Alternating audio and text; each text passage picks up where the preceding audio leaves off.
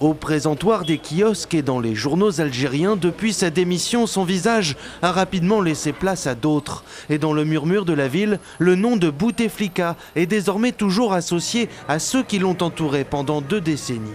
Comment les services de sécurité, 20 ans plus tard, ils se rencontrent qu'il y a une oligarchie qui est en train de dilapider les richesses du pays et les biens du peuple. Ça, c'est pas normal. Il faut que le procureur général ouvre une enquête sur tous ceux qui étaient impliqués avec le clan présidentiel. Car la liste qui a été divulguée ne représente qu'une petite partie. Il y a une centaine d'hommes d'affaires impliqués dans des affaires douteuses.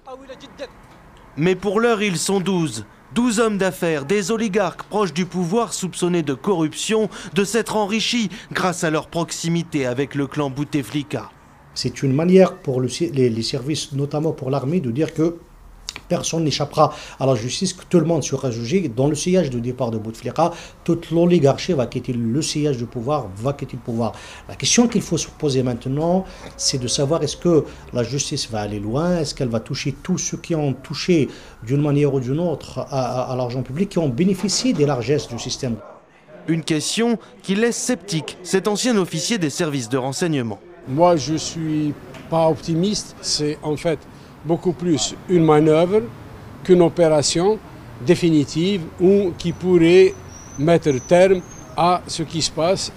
Révélatrice des luttes internes qui sont en cours au sein du clan présidentiel, l'enquête du parquet général d'Alger pour faits de corruption et transfert illicite de capitaux vers l'étranger a conduit à l'arrestation d'Ali Haddad, très proche des 2 frères de l'ex-président Abdelaziz Bouteflika.